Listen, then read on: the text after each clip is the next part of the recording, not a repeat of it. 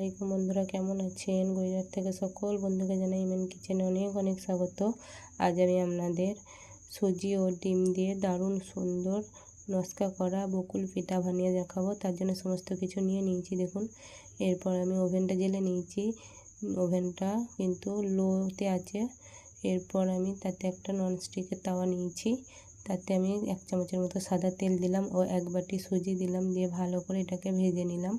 ভাজা হয়ে গেছে, আমি তাতে পরিমাণ মতো লবণ দিলাম ও 1 বাটি চিনি দিলাম, দিয়ে ভালো করে আমি আবারও এটাকে নেড়ে নেব।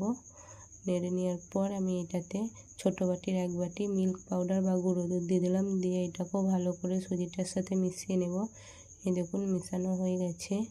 এরপর আমি ছোটো বাটিরই 1 বাটি ময়দা দিলাম, দিয়ে এটাকেও ভালো করে মিশিয়ে নিলাম। এরপর আমি বড় বাটির 1 বাটি দুধ দিলাম, দুধ দিয়ে ভালো করে আমি সমস্ত কিছু একসাথে মিশিয়ে নেব যাতে দলা না পেকে যায়।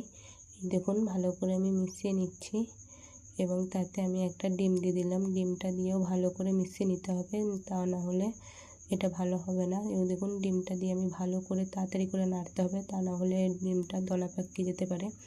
এই দেখুন আমি তাড়াতাড়ি করে নেড়ে নিলাম এবং ওপর থেকে আমি 1 চামচ ঘি দিয়ে দিলাম, দিয়ে ভালো করে আমি এটাকে নেড়ে নেব। এটা নাড়তে নাড়তে আস্তে আস্তে শক্ত হয়ে যাবে এবং দেখুন নিজে নিজেই ফ্রাইং প্যানটা ছেড়ে দেবে। এই দেখুন নিজে নিজে আস্তে আস্তে উঠে আসবে ওখান। এই দেখুন একটু না তলাতে চিপকে যাবে না, নিজে নিজেই উঠে আসবে এবং আস্তে আস্তে এটা শক্ত হয়ে যাবে। এটা হয়ে গেছে, আমি নামিয়ে নিলাম এবং এটা গরম বলে আমি এটাকে একটু ঠান্ডা করে নিচ্ছি। এই দেখুন আমি একটা ঠান্ডা করে নিলাম এবং এটাকে একটা ডোয়ের শেপ দিয়ে দিলাম এবং এখান থেকে আমি অল্প অল্প করে নিয়ে একটু গোল গোল করে নেব। এই দেখুন গোল গোল করে নিয়ে একটু আস্তে হাতের সাহায্যে একটু চিপে নেব। এই দেখুন টিপে নিলাম, দিয়ে একটা কাঠি নিয়েছি, কাঠির সাহায্যে আমি এটাকে ডিজাইন করে নিচ্ছি। একটা কাঁচির সাহায্যে কেটে নিয়ে একটা ফুলের ডিজাইন করছি। এইভাবে আমি সমস্তগুলোকেই দেখুন কেটে ডিজাইন করে নেব। আমি আপনাকে দুটো দেখিয়ে দিলাম।